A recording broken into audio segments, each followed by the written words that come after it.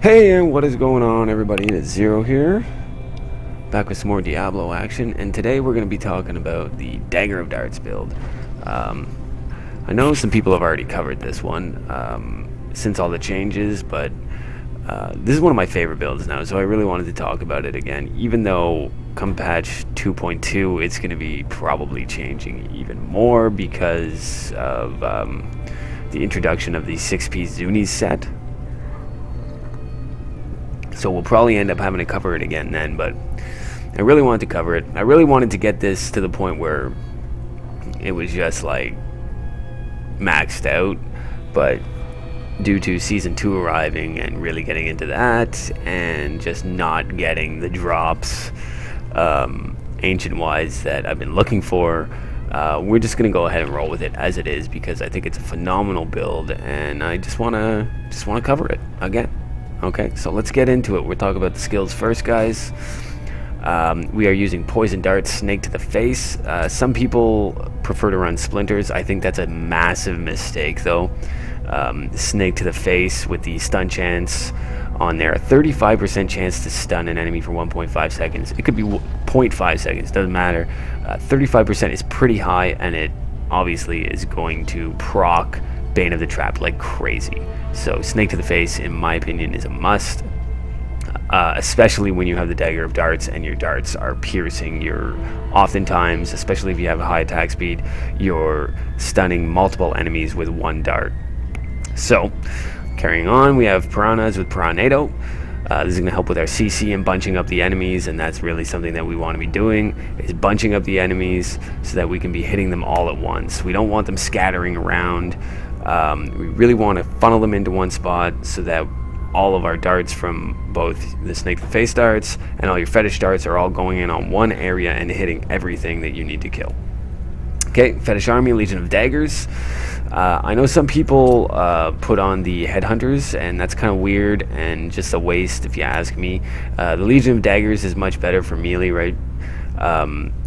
And what happens when you're shooting your darts with the Carnevil is that basically what happens is that these Legion of Daggers just instantly switch rune to Headhunters and start shooting darts. So there's really no reason to run Headhunters. I think it's much preferable to run Fetish Army Legion of Daggers, because in the event that you're picking up loot or something and they get within melee range of the mobs, the Legion of Daggers is a better choice. Haunt is going to be a staple of pretty much every single Witch Doctor build now. The new Haunt rune, the Poison Spirit, is so amazing. I think this is one of the first times we're talking about it on the channel. Haunt an enemy with Spirit, dealing 4,000% weapon damage as poison over 12 seconds. 4,000%. If the enemy dies, that spirit will haunt another nearby enemy. Haunted enemies take 20% more damage from all sources. This is baller. This is like just my new favorite Witch Doctor skill. It's so good. It's so good, especially in group play. It's just phenomenal. Haunt, must. Okay, Summon Zombie Dogs, Leeching Beasts. I'm using it just for more sustainability. I'm sure you could run some other things here, but my personal preference is the Zombie Dogs, especially if you're running in Griffs. The Leeching Beasts help you out quite a bit. Spirit Walk with Jaunt, of course, you can run any rune here that you want. I don't know why you would run anything other than Jaunt or, say, Healing Journey. I don't know why you'd run anything else, but Jaunt is my personal preference. Passives, we're running Fierce Loyalty, Pierce the Veil. Fierce Loyalty is really fantastic. You move really fast with this build a lot of the time because you plow through the enemies so quickly that a lot of the time you just move it. A lot of the time you have that extra 30% movement speed, and you're able to clear rifts fairly quickly, especially the outdoor rifts. Pierce the Veil, just a straight up damage increase. We're not using a lot of mana in this build, so there's no reason not to run it. Fetish Sycophants, obviously we need that for more fetishes to come out, which gives us more darts, so we definitely need to be running this. And I'm running Grave Injustice, which really isn't something you need to be running. I kind of go back and forth with this. I'm leaning myself more towards Gruesome Feast. Gruesome Feast is very, very fantastic for giving you damage buffs. You could also run Midnight Feast and get an additional dog. or even Zombie Handler. But I think the two to go for are probably Gruesome Feast and Grave Injustice. A lot of times you're pretty close to enemies as well, so it helps with your cooldowns. But really you don't have to worry about the cooldowns. So let's say Gruesome Feast is probably what I would choose more so.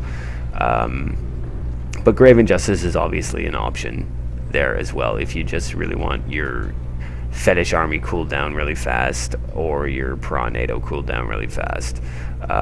That will help you. But Gruesome Feast will definitely give you a way higher damage output, guys, okay? So let's get into the gear. Okay, there are two things that are an absolute must, and that's not even true. Three things that are pretty much a must for this build. You obviously need a Dagger of Darts. I would prefer this to have rolled intelligence, damage percent, attack speed, but it's not a perfect world. This is the best one I've found, and like I was saying before, in terms of getting ancient drops, I cannot find an ancient Dagger of Darts to save my life. But this one's pretty good. So I've got Invite, attack speed, and that very sexy life after kill. You're going to want to get a emerald in there, obviously. And number 2 for a must-have is the Carnevil legendary voodoo mask. Invite, crit chance, obviously. And the big draw here is that your fetishes shoot darts every time you do. That goes perfectly synergizing with your poison darts, and your fetishes poison darts now pierce. So basically you are just ripping through everything on screen. It's absolutely phenomenal. Okay, next must have is the Zuni set, and you're going to need a Ring of Royal Grandeur as well to really run this in an optimal way. Okay, so we're going to be running the Zuni's chest. Again, I cannot find an ancient Zuni's chest. But mine's pretty good. It's okay. Intelligence, Vitality, Fetish Army damage is a must here, guys. And try and get some life after kill on the secondary. That's always a big bonus. Okay, we are running Zuni Master's Trials boots. Intelligence, Vitality, Armor, and preferably you would have all res here. The movement speed's kind of a waste, but on the secondaries you have the lightning res, so I can't roll all res on the main stats. So that was a bit of a bummer. I feel like I'm kind of missing out on a stat there with the movement speed. But it is what it is. These are still pretty freaking nice boots, guys. And finally, we need Zuni Master's String of Skulls. Intelligence, Vitality, crit chance, and poison dart damage. Here's one of the big changes that happened this time around, guys, okay? The poison dart damage didn't used to affect your fetish's darts, but now it does. So you want to stack the hell out of that. Wherever you can get that poison dart damage, put it down, guys. Okay, and try and get the 15%, obviously, okay? Next thing we're running Kane's set. And we're running Kane's set, not for the 3-piece, but for the 2-piece set, the attack speed, 8%. Attack speed is really key in this build, guys. Really going to let you shred through everything in sight. Okay, so I've got Invite, again, poison dart damage roll on there. And we are running with Kane's Scrivenger, Intelligence, attack speed, crit damage, and crit chance is ideally what you want to be rolling on these gloves, guys. That might take you a while. Mine took a while. Went through a lot of mats crafting these canes things, guys. Okay, shoulders we're going to be running with Oghild's Intelligence, Vitality, Fetish Army damage again, guys. And bracers, poison skills, intelligence, vitality, crit hit chance. And obviously you want to try and get ancient versions of all this crafted stuff and all the gear in general. That's obviously going to really put your damage output up much higher and your survivability up much higher. Okay, and lastly, let's take a look at the belt. I'm running a Witching Hour, intelligence, attack speed, crit chance, and then if you have one that will allow you to do it, I suggest putting poison dart damage on there. It's another place to get poison dart damage, which is really going to put your damage output through the roof, guys. The amount of damage that you can get off these darts is just ridiculous now. It's absolutely absurd. And when 2.2 comes out and that 6-piece Zuni set, I looked at the Datamine stuff today. The 6-piece set bonus is pretty sick. It's pretty sick. But I don't really agree with the sets that the new pieces that they're adding, gloves and pants. Not cool. Should be shoulders. Anyway, let's carry on. let's take a look at the amulet. This, in my opinion, guys, is the best in slot amulet for this build. The S of Johann, okay? I've got int, crit chance, crit damage roll on mine. I think it's a pretty nice amulet. But the special affix on this is so sexy for this build, okay? Chance on hit to pull enemies towards your target and slow them by 60%, right? And that can roll up to 80%. This is so good. It's just like having another tornado. You don't know when it's going to happen, obviously. It doesn't give you... It could just happen over and over again. That's actually... It is possible for it to just happen one after another. It never does, but I've seen it sometimes happen very in quick succession. And the draw in distance on it is absolutely ridiculous. It's bigger than the tornado for sure. At least the way I see it on screen, it seems like it's much bigger than the tornado. So it's another thing that's helping you group up the enemies, and it's really, really, like, this is fucking fantastic amulet. I love this amulet so much. Another good option here would probably be the Haunt of Vaxo, or a very good Hellfire amulet. The Haunt of Vaxo procs a lot with Snake to the Face, and those guys come out, and the clones that come off Haunt of Vaxo will cast things that are not on your hotbar. They'll come out and they'll cast Haunt, they'll cast Horrify, and they do, and they, what else do they cast? Grasp of the Dead. So it will give you more avenues for both CC and more damage output as well, but I do prefer the S of Johann. But the Haunt of Vaxo is a very good choice, and obviously if you have like a ridiculously baller Hellfire amulet, that is definitely a good route to go. Okay, now let's look at the rings, guys. Obviously you need a Ring of Royal Grandeur to make all these set bonuses work together, right? You need to make the 3-piece for the Oghilds. That damage against elites and reduction from damage against elites is just too sexy to go without, right? So intelligence, attack speed, crit damage, or crit, you know, whatever. Get the best one you can, obviously. And we are using a Stone of Jordan. I'm using a Poison Skill Stone of Jordan for more poison damage, obviously. Intelligence, damage against elites. I'd probably go for crit damage over the intelligence, to be honest with you, on this roll. But, you know what? This really helps me take down elites ridiculously fast. Okay, so this is very good. Last but not least, guys, we're going to talk about the gems. Okay, we're running Bane of the Trapped, obviously. Snake to the Face is going to be stunning things a lot. Your Tornado is going to be control impairing as well. Your S of Johann is going to be proccing the Bane of the Trapped, because that'll slow enemies down every time it hits them. So you're going to be constantly getting that 24.6%, right? And it's too good not to have. It's a must-have for this build. It's Bane of the Trapped. Okay, using the Gogok of Swiftness, the percent chance on hit to gain swiftness, increasing your attack speed by 1% for 4 seconds. The more attack speed, the better in this build. Again, guys, the faster you're attacking, the faster the 30% or 35% chance for Snake to the Face to stun is going off. So you're proccing your Bane of the Trapped.